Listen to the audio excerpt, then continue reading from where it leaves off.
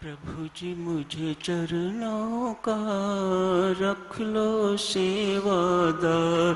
प्रभु जी मुझे चरणों का रख लो सेवादार। प्रभु जी मुझे चरणों का रख लो सेवादार। प्रभु जी मुझे चरणों का रख लो सेवादार। प्रभु जी मुझे चरणों का रख लो सेवादार। प्रभु जी मुझे चरणों का रख लो सेवादार।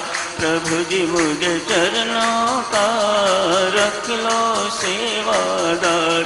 प्रभु जी मुझे चरणों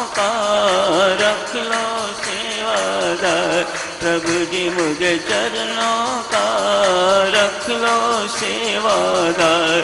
प्रभु जी मुझे चरणों का रख लो सेवादार। प्रभु जी मुझे चरणों का रख लो सेवादार। प्रभु जी मुझे चरणों का रख लो सेवादार। प्रभु जी मुझे चरणों का रख लो सेवादार। प्रभु जी मुझे चरणों का रख लो सेवादार। प्रभु जी मुझे चरणों का रख लो सेवादार। प्रभु जी मुझे चरणों का रख लो सेवादार। प्रभु जी मुझे चरणों का रख लो सेवादार। प्रभु जी मुझे चरणों का रख लो सेवादार। प्रभु जी मुझे चरणों का रख लो सेवादार। प्रभु जी मुझे चरणों का रख लो सेवादार। परमात्मा की श्री चरणों का सेवादार हो जाना, सारे संसार का सेवादार हो जाना, अर्थात परमात्मा के साकार रूप का सेवादार हो जाना ही भक्ति है। गीताचार्य भगवान श्री कृष्ण ने आज भक्ति योग नामक 12वें अध्याय का वर्णन किया है। 18 अध्यायों में से साधक 2 अध्याय सबसे छोटे हैं, एक 12वां और एक 15वां, दोनों 20-20 श्लोकों के अध्याय हैं। इन दोनों में से भी 12वां अध्याय अक्षरों की दृष्टि से छोटा है, सबसे छोटा अध्याय और बहुत मार्मिक अध्याय। संत महात्मा व्याख्याकार ठोक विजा की कहते हैं, जो इस अध्याय में वर्णन किया गया है, जो साधक अपने जीवन में आंशिक रूप से भी उसे उतार लेता है तो उसका उद्धार होके रहेगा। बहुत महत्वपूर्ण अध्याय 12वां अध्याय। अनन्य भक्ति के लक्षण वर्णन किए हैं। क्या चिन्ह अनन्य भक्त के अंदर आ जाते हैं, कैसा भक्त मुझे प्रिय है, घोषणा करते हैं। जिसमें ऐसे ऐसे गुण आ जाते हैं वह भक्त मुझे प्रिय है। भगवान बता रहे हैं, मेरा प्यारा बनना चाहते हो तो ये सद्गुण आपके अंदर आने चाहिए। शत्रु एवं मित्र के प्रति एक जैसी सद्भावना क्या कमाल का गुण है। मानो कोई शत्रु सामने दिखाई ही नहीं देता, सब परमात्मा ही परमात्मा दिखाई देते हैं। नीचे की बात करो तो परमात्मा के बंदे, वास्तविक बात करो, सत्य की बात करो तो सब परमात्मा ही परमात्मा दिखाई देता है। इससे पिछले अध्याय में ही साधक 11वें अध्याय में भगवान ने विराट रूप के माध्यम से यही स्पष्ट किया है, संसार मेरे से भिन्न नहीं है, मैं ही संसार का रूप धारण किए हुए हूँ। जैसे भगवान श्री कृष्ण साकार रूप भगवान श्री राम साकार रूप, नारायण साकार रूप, भगवान शिव साकार रूप, ऐसे ही संसार भी परमात्मा का साकार रूप है। ये बहुत उच्च बात है साधुजनों। जन्म जन्मांतरों की भक्ति के बाद ऐसा बोध होता है और ऐसी दृष्टि मिलती है जब इस संसार में परमात्मा के अतिरिक्त कुछ दिखाई ही नहीं देता। मुझ में राम, तुझ में राम, सब में राम समाया है, फिर ना जाने किस मूर्ख ने लड़ना हमें सिखाया है। ऐसी बुद्धि हो जाती है, ऐसी दृष्टि हो जाती है। ये भक्ति का ही कमाल है। मन के शुद्धिकरण का अचूक साधन भक्ति। आज उसी भक्ति का भगवान ने वर्णन किया है। एक दृष्टांत शुरू करते हैं साधुजनों। उस दृष्टांत के अंतर्गत ऐसा लगता है कि भगवान द्वारा वर्णित सभी गुण एक एक करके आ जाएंगे। 2-3 दिन लगेंगे उसे समाप्त करते हुए। आज शुरू करते हैं। एक सम्राट है इब्राहिम, कालांतर में यही संत इब्राहिम बना है। कहते हैं अपने राज्य में बहुत प्रसिद्ध राजा हुए हैं, लेकिन परमेश्वर की कृपा तो सिर्फ राजा बनाने तक ही सीमित नहीं रहती। हर व्यक्ति जानता है ये सब कुछ भौतिक उपलब्धियां जितनी भी हैं, कोई ठेकेदार बनता है, कोई इंडस्ट्रियलिस्ट बनता है, कोई डॉक्टर इत्यादि इत्यादि, कोई शहंशाह बनता है, कोई बहुत संपन्न तो कोई बहुत विपन्न बनता है। ये सब प्रारब्ध के खेल हैं। इसे परमात्मा की कृपा कभी ना मानिएगा। परमात्मा की कृपा तो बहुत उच्च चीज है, वह बहुत बड़ी चीज है, बड़ी विलक्षण चीज है। जिस पर हो जाती है, श्रीमद् भागवत कहते हैं, जिस पर मैं कृपा करता हूं सबसे पहले उसका धन छीनता हूं, मानो उसकी संपन्नता छीनता हूं, मानो उसके अंदर से पहले मैं संसारिकता निकालता हूं तो फिर उसके अंदर मैं अपने आप को भर देता हूं। अभी तो हम फुल हैं, उस संसारिकता से इतने फुल हैं कि हमारे भीतर परमेश्वर के लिए किसी प्रकार का कोई स्थान नहीं है। We have no room for him. इतना कूड़ा करकट हमने अपने अंदर भर रखा हुआ है। संसार का मोह ममता इतनी फैला रखी हुई है कि यहाँ पर परमात्मा के प्रति मोह के लिए कोई गुंजाइश नहीं है, परमात्मा के प्रति प्रीति की कोई गुंजाइश नहीं है। इब्राहिम सवामन फूल की शैया पर सोता है। समझिएगा कि 50 किलो फूल हुए आज के हिसाब किताब से।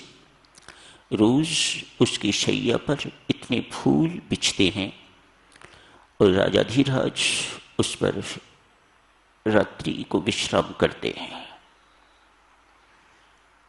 एक देवी रखी हुई है, दासी रखी हुई है, अनेक होंगी, लेकिन शैया बनाने वाली एक्सपर्ट एक है। इसे अनेक वर्ष हो गए हैं। राजा साहब की शैया तैयार करते हुए फूल बिछाती है, नीचे कुछ बिछाती होगी, बीच में फूल, फिर ऊपर कुछ और, फिर कुछ और, इत्यादि इत्यादि।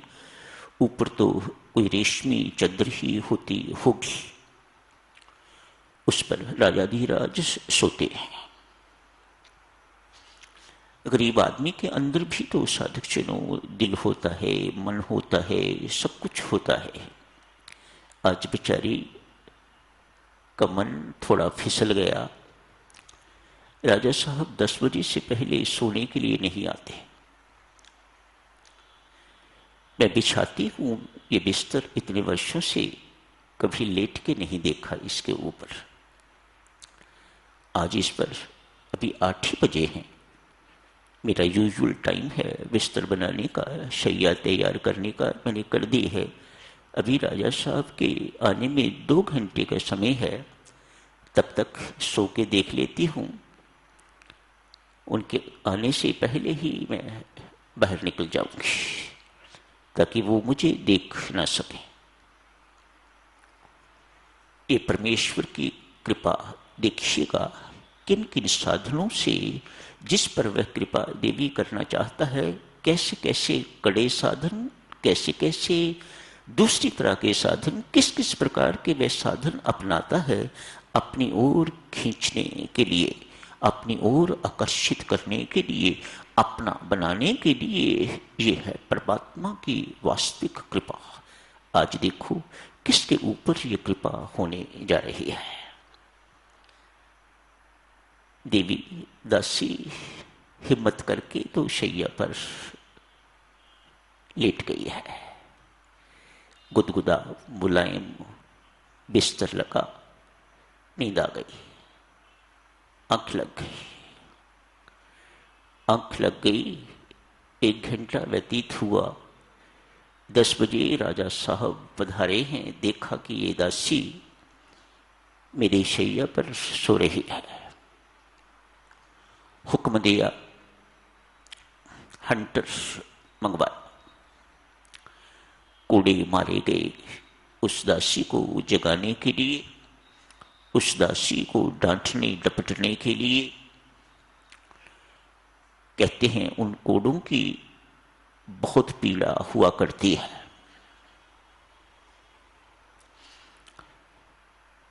और देशों का पता नहीं साधुजनों, सिंगापुर में भी यदि कोई अपराध करता है तो उसे कोड़े मारे जाते हैं। उनकी पीड़ा इतनी अधिक होती है कि इतनी जल्दी कोई अपराध करने का साहस नहीं करता। इसलिए सिंगापुर में अपराध बहुत कम है। इस बेचारी को कोड़ों से पीटा गया है।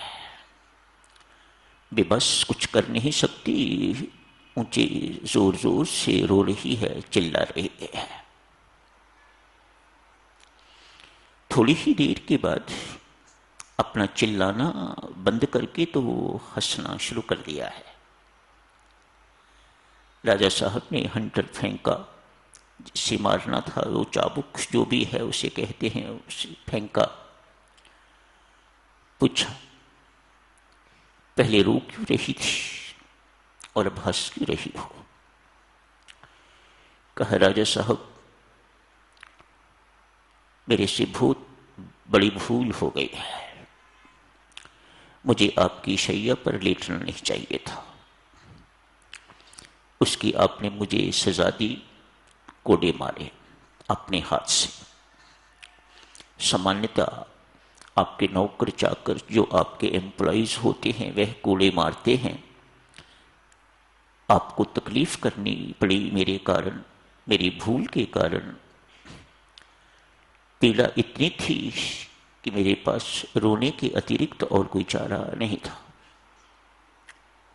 हंसी क्यों? हंसी इसलिए राजा साहब, 2 घंटे इस बिस्तर पर लेटने से यदि मुझे कोड़े पड़ सकते हैं, आप वर्षों से इस बिस्तर पर सो रहे हो, आपका क्या हाल होगा?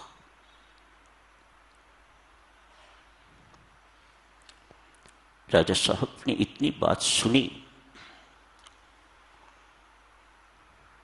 पांव से लेके तो सिर तक कपकपी सी छा गई।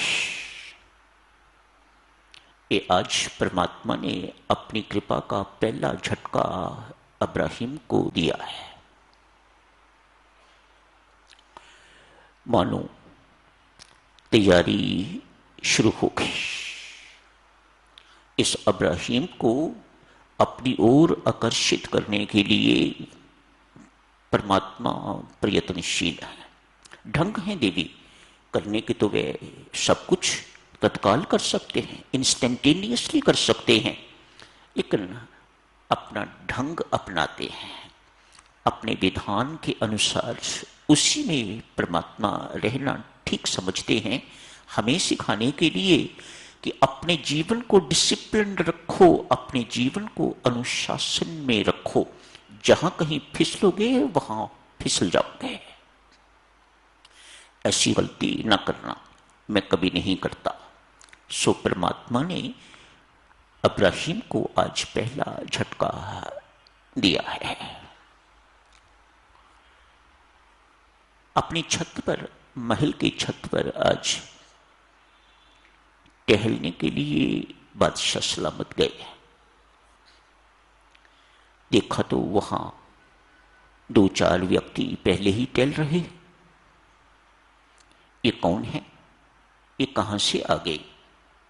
किसने इनको मेरे महल में प्रवेश करने की इजाजत दी? परिचय पूछा। भाई लोगों, आप कौन हो? हम साहूकार हैं, ट्रेडर्स। यहां कैसे? राजा साहब, हमारे ऊंट गुम हो गए हैं, उन्हें ढूंढ रहे हैं। कितनी असंगत सी बातें हैं, कोई संगति नहीं है इन बातों में। ऊंट और महल की छत पर ढूंढ रहे हो आप? क्या मूर्ख हो? राजा साहब ने पूछा।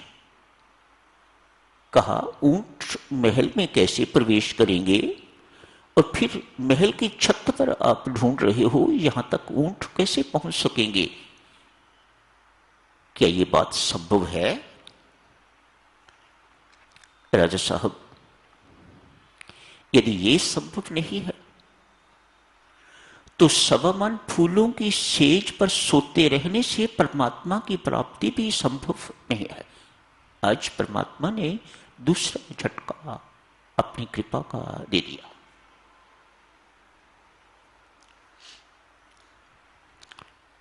मैंने अर्ज करी ना, परमात्मा की कृपा के, परमात्मा के झटके देने के